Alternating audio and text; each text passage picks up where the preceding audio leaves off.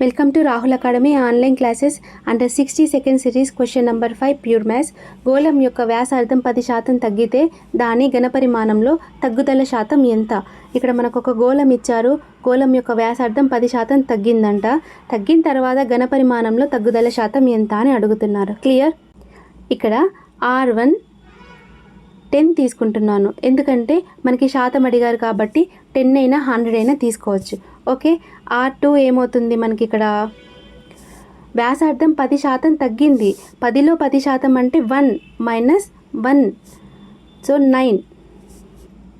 Next ఇక్కడ చూడండి, మనకి గోళం యొక్క ఘనపరిమాణం 4/3 πr³ ఇచ్చారు. ఫార్ములా అంతా తీసుకోకుండా ఓన్లీ r³ మాత్రమే తీసుకుంటున్నాను. r అంటే 10, 10³ ఏమవుతుంది 1000, 9³ 729. ఎంత తగ్గింది మనకి ఇక్కడ 271. కానీ మనకి క్వశ్చన్లో తగ్గుదల శాతం అడిగారు కాబట్టి 1000 into 100, 200 cancel, 27.1. B is the answer. Thank you.